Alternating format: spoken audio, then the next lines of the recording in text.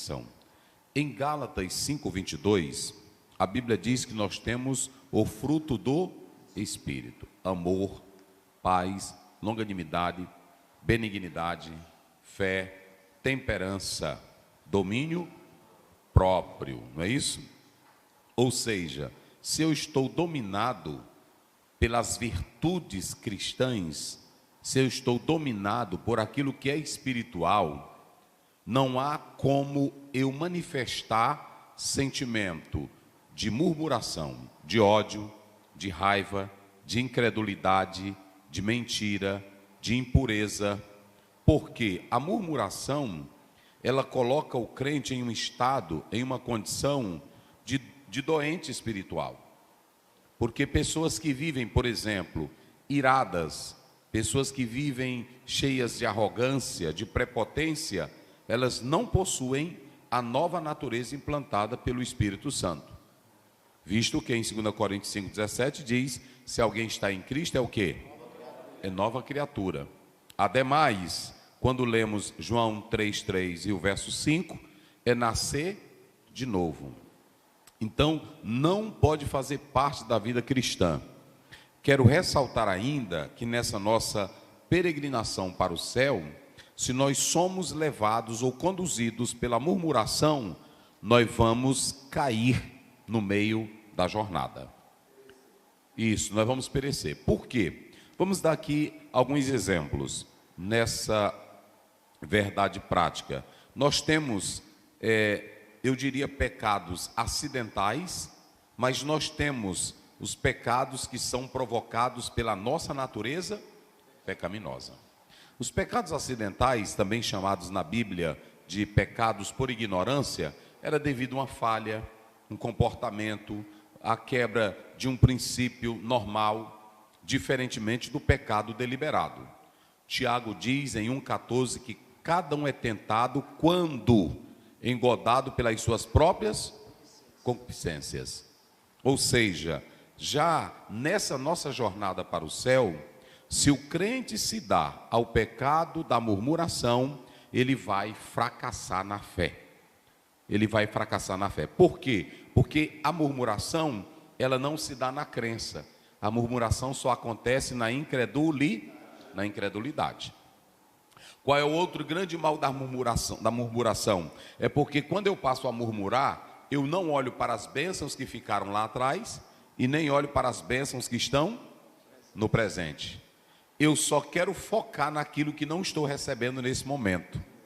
Eu não tenho fé o suficiente para olhar para trás, uma fé histórica, e ver o que Deus já fez na minha vida. Salmo 103, primeiro até o verso 4 diz isso: bendiz, ó minha alma, ao Senhor, e tudo que há em mim. Um crente iracundo, mentiroso, irado, falso, cheio de ódio, de inveja, ele não pode chamar a alma dele, não é chamar o vizinho, é ele sozinho na casa dele, na vigília da noite, ou sentado na cadeira, ou deitado na rede, ou na cama, ou na varanda da casa, ele diz: bendiz, ó minha alma. Eita, meu irmão, para fazer isso só faz quem é crente de verdade. Onde é que um falador, um falso, um mentiroso, uma mentirosa, um ladrão, um crente murmurador, ele pode sentar na cadeira da casa dele e aí deitado de madrugada ou até no leito do hospital, ele dizer: minha alma, não te esqueça de nenhum dos seus. Ei, meu irmão, só se for crente. Só se for crente. Olha para trás, um retrospecto. Olha o que Deus já fez. Jacó fez isso quando o faraó perguntou. Ele disse: olha, Deus me trouxe até aqui. Dias bons, dias maus, mas eu estou até aqui. Samuel fez isso no 7:12. Até aqui nos ajudou. Está lá em 1 Samuel 7:12. Isso é para quem tem crença. Isso é para quem tem um espírito, o espírito vivificado pelo Espírito Santo de Deus. Então, não pode fazer parte da vida cristã a murmuração. Por quê? Porque em Filipenses 4:8 diz: no demais, irmãos, olha, está lá. Portanto, tudo que for honesto, tudo que for verdadeiro, tudo que for justo, tudo que for puro, tudo que for de boa fama, se alguma virtude, se algum louvor, nisto pensai.